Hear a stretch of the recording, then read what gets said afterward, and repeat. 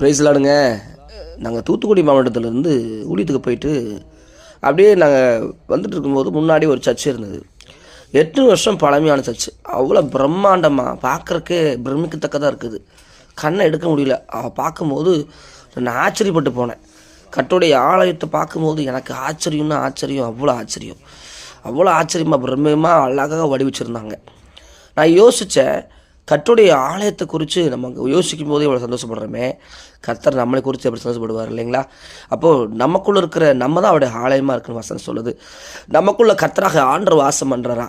அப்போது அவர் நமக்குள்ளே வாசம் பண்ணும்போது நமக்கு தேவனுக்கு பிடிக்காத எந்த அருவருப்பும் நமக்குள்ளே அதை இருக்கக்கூடாது.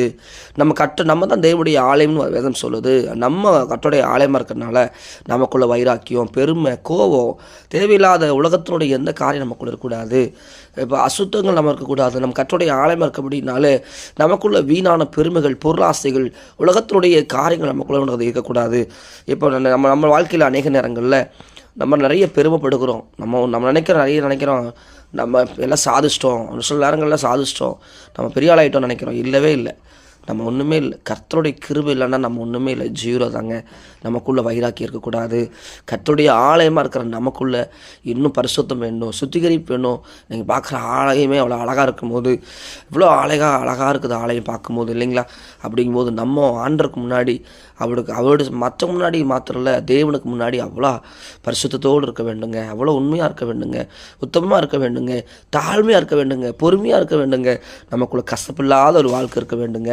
இவ்வளோ பிரமிக்கத்தக்கதான அதிசயமாக நம்மளும் கர்த்தருடைய ஆலயமாக இருக்கிற நம்மளும் அவ்வளோ அழகாக அவர் கண்களுக்கு ஆச்சரியமாக இருக்கணும். தேவஜனமே, தேவ பிள்ளைகளே, நம்ம கர்த்தருக்கு பிரியமுள்ள ஒரு வாழ்க்கை வாழும்படியாக கர்த்தர் தன் ஜீவனையை கொடுத்துருக்கிறாரு. தன் கிரயத்துக்கு ரத்தத்தை கொடுத்து கிரயத்தை கூட நம்ம மீட்டு கொண்டிருக்கிறதுனால நான் சொல்லுகிறேன் என்னென்னா, தேவனுடைய ஆலயமாக இருக்கிற நீங்களும் நானும் நம்முடைய கர்த்தருடைய ஆலயத்தை கெடுத்துக்கொள்ளாதபடி தாழ்மையோடு இருந்து, பொறுமையோடு இருந்து, அவரோட வருகை வரும் வரைக்கும் தாழ்மையாக இருந்து அவருடைய சமூகத்துக்கு போகணுங்க. இந்த பூமிக்குரிய எவ்வளோ அழகாக இருக்கும்போது, சில காரி பார்க்கும்போது அழகாக இருக்கும்போது பரலோகம் எப்படி இல்லைங்களா?